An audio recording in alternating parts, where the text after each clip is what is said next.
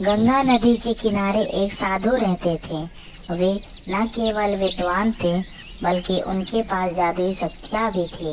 एक दिन वे ध्यान में मगन थे, तभी बाज की चोट से एक चूहिया छूटकर उनके हाथों में आ गिरी। उसकी छोटी सी पूंछ व काली चमकीली आंखें थी। उन्हें वह बहुत अच्छी लगी, पर घर ले जाने से पहले उन्होंने जादुई मंत्रों के प्रयोग से उसे एक लड़की में बदल दिया। वे उस लड़की को घर ले जाकर पत्नी से बोले, तुम हमेशा से संतान चाहती थी ना, तो लो, आज से यही हमारी पुत्री है। इसे पूरी देखभाल व स्नेह से पालो। साधु की पत्नी भी अपनी पुत्री को देख प्रसन्न हो उठी।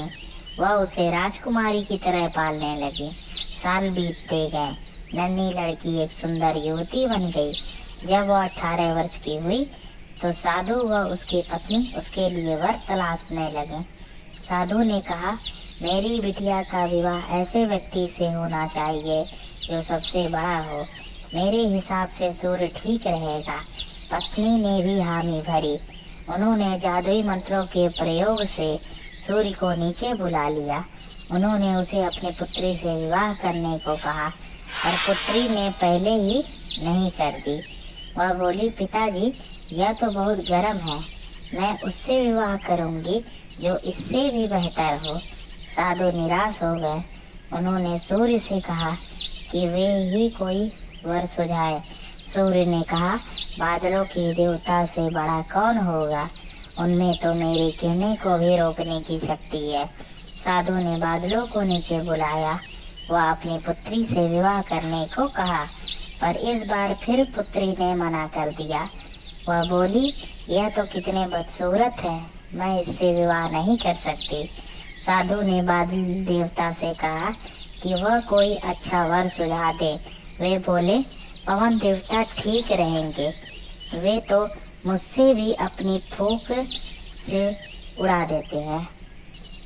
साधु ने पवन देवता को बुलाकर अपनी पुत्री से विवाह करने को कहा। पुत्री ने फिर इनकार कर दिया। वह बोली, मैं इससे शादी नहीं करूंगी।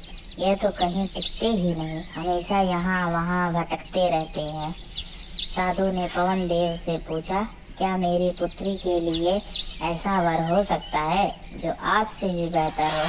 पवन देव ने कहा कि पर्वत देव मजबूत व ऊंचे हैं, वे मेरा भी रास्ता रोक देते हैं। साधु ने पर्वत देवता से कहा कि वह उसकी पुत्री से विवाह कर ले।